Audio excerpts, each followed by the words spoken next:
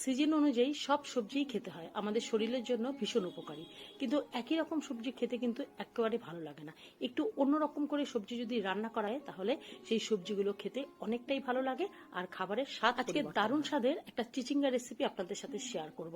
এই একটা রেসিপি দিয়ে ভাতের সাথে যেমন ভালো লাগবে, রুটি দিয়ে বিশ্বাস করুন এইভাবে যদি চিচিঙ্গা তৈরি করে থাকেন, যারা চিচিঙ্গা খায় না তারাও কিন্তু চেটে পুটে খাবে। চিচিঙ্গা নিয়ে উপরের খোসাগুলোকে চেঁচে নিয়েছি। একেবারে পাতলা যেহেতু চিচিঙ্গার খোসা, চেঁচে নিয়ে একটু বেশ লম্বা করে কেটে খুব ভালোভাবে ধুয়ে পরিষ্কার করে নিয়ে নুন মাখিয়ে কিছুটা সময় রেখে দিয়েছি। কড়াই বসিয়ে তার মধ্যে সর্ষের তেল দিয়েছি। প্রথমে কিন্তু তেল অল্প পরিমাণে দেবেন, খুব বেশি তেলের প্রয়োজন হয় না। কালো জিরে ফোড়ন দিয়ে চিচিঙ্গাগুলোকে দিয়ে দিয়েছি। নুন মাখানোর ফলে চিচিঙ্গা থেকে কিন্তু অনেক গ্যাস জ্বলিয়ে চিচিঙ্গা খুব ভালো করে তেলের মধ্যে নাড়াচাড়া করে ভেজে নিয়েছি। চিচিঙ্গা থেকে কিন্তু তেল বেরিয়ে এসছে। এর মধ্যে দিয়ে দিয়েছি স্বাদ অনুযায়ী মিষ্টি, পরে নুন ব্যবহার করব। এবার আমি পোস্ত ব্যবহার করব।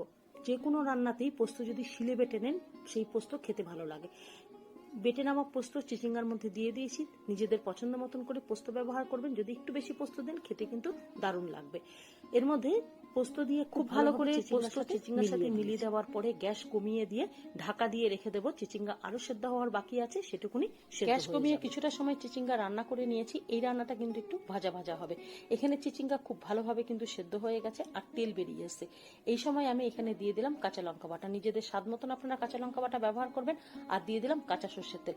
অবশ্যই একটু কাঁচা সর্ষের তেল ব্যবহার করবেন, খেতে কিন্তু দারুণ লাগবে।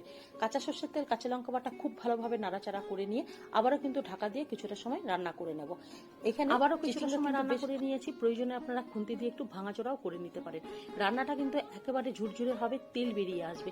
যতক্ষণ পর্যন্ত না পোস্ত কড়াই সেই পর্যন্তই রান্না করে নেবেন। আর শেষে কাঁচা লঙ্কা বাটা, কাঁচা সর্ষের তেল ব্যবহার করবেন। শেষে কাঁচা লঙ্কা বাটা ব্যবহারে এর স্বাদ কিন্তু দ্বিগুণ বেড়ে যাবে। তৈরি করে দেখুন, দারুণ লাগবে, দারুণ লোভনীয়।